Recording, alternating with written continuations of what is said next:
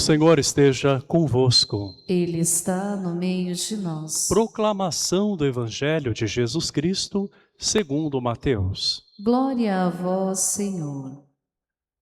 Naquele tempo, Pedro aproximou-se de Jesus e perguntou: Senhor, quantas vezes devo perdoar se meu irmão pecar contra mim? Até 7 vezes? Jesus respondeu: Não te digo até 7 vezes, mas até 70 vezes 7. Porque o reino dos céus é como um rei que resolveu acertar as contas com seus empregados. Quando começou o acerto, trouxeram-lhe um que lhe devia uma enorme fortuna. Como o empregado não tivesse com que pagar, o patrão mandou que fosse vendido como escravo, junto com a mulher e os filhos, e tudo o que possuía, para que pagasse aquela dívida. O empregado, porém, caiu aos pés do patrão e prostrado suplicava: Dá-me um prazo e eu te pagarei tudo. Diante disso, o patrão teve compaixão. Soltou o empregado e perdoou-lhe a dívida. Ao sair dali, aquele empregado encontrou um dos seus companheiros que lhe devia apenas 100 moedas. Ele o agarrou e começou a sufocá-lo, dizendo: Paga o que me deves. O companheiro, caindo aos seus pés, suplicava: Dá-me um prazo e eu te pagarei. Mas o empregado não quis saber disso. Saiu e mandou jogá-lo na prisão, até que pagasse o que devia. Vendo o que havia acontecido, os outros empregados ficaram muito tristes. Procuraram o patrão e lhe contaram tudo. Então o patrão mandou chamá-lo e lhe disse: Empregado perverso, eu te perdoei toda a tua dívida, porque tu me suplicaste. Não devias tu também ter compaixão do teu companheiro, como eu tive compaixão de ti? O patrão indignou-se e mandou entregar aquele empregado aos torturadores, até que pagasse toda a sua dívida. É assim que o meu Pai, que está nos céus, fará convosco, se cada um não perdoar de coração ao seu irmão. Ao terminar esses discursos, Jesus deixou a Galileia e veio para o território da Judeia, além do Jordão. Palavra da salvação. Senhor. Que as palavras do Santo Evangelho perdoem os nossos pecados. Amém. Amém.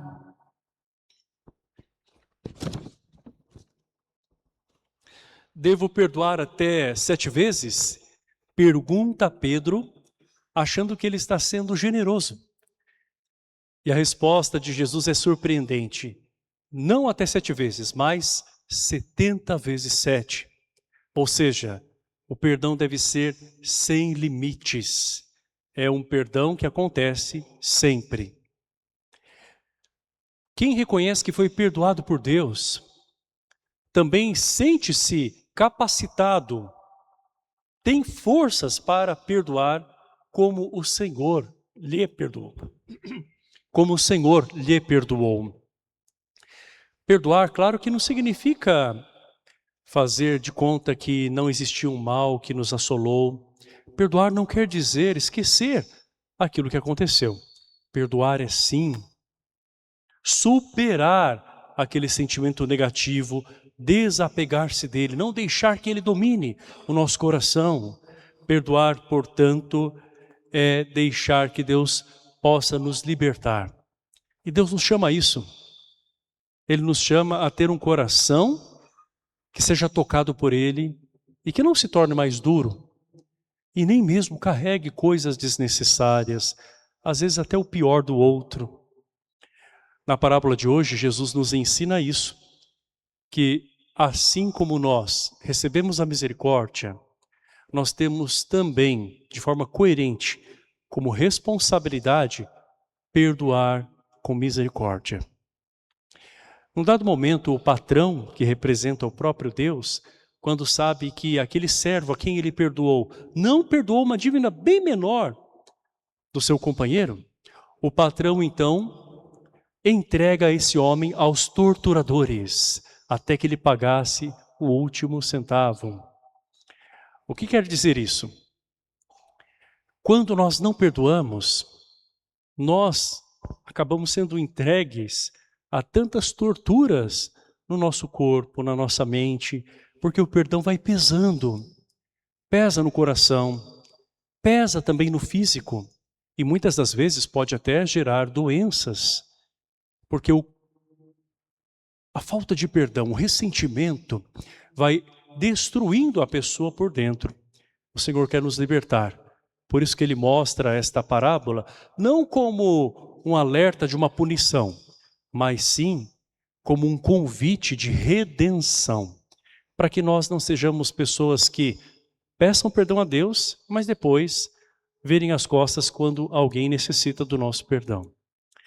Hoje nós celebramos Santa Dulce dos Pobres, aquela que nunca virou as costas para ninguém, porque não deixou que o seu coração fosse instalado por mágoas e ela nem escolheu a quem amar.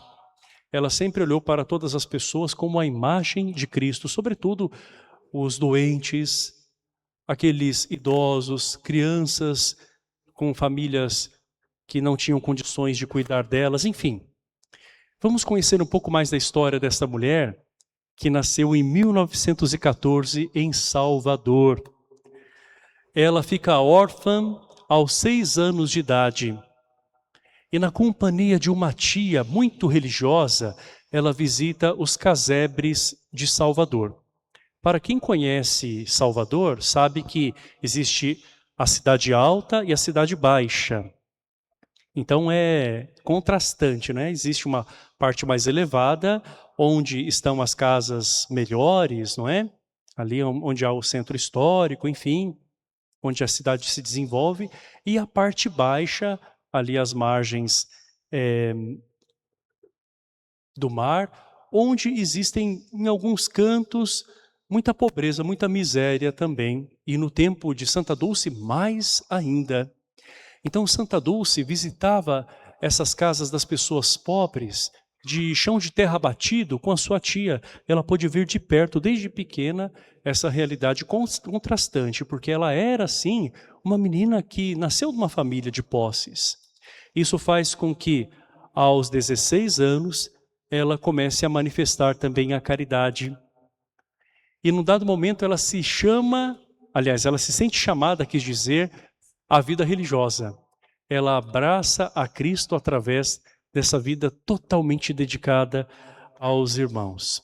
Ela ingressa na Ordem Terceira Franciscana e nessa congregação ela faz parte dessa família de São Francisco. Assim, assume os seus votos e ela, que na verdade chamava Maria Rita, assume como Dulce o seu nome de consagração, porque era o nome de sua mãe. Então essa mulher, que foi órfã, agora com o coração de mãe, acolhe a tantos com imenso amor. Acontece que em 1935, ela, com a autorização da superiora, acolhe várias pessoas que estão enfermas e não tem para onde ir. E ela então coloca essas pessoas num galinheiro ali do convento onde as irmãs viviam, porque não havia outro espaço para abrigar essas pessoas. Às vezes a gente pensa assim, nossa, mas num galinheiro, né? É o que elas tinham naquele momento. Então o que acontece? Elas se desfazem das galinhas, inclusive fazem até uma canja para os doentes, arrumam aquele espaço com a maior dignidade possível e ali recebem a vários doentes. Esse local seria o início de um grande hospital que existe hoje em Salvador, que é o maior do estado da Bahia, que acolhe a tantas pessoas que não têm condições de pagar o tratamento de saúde.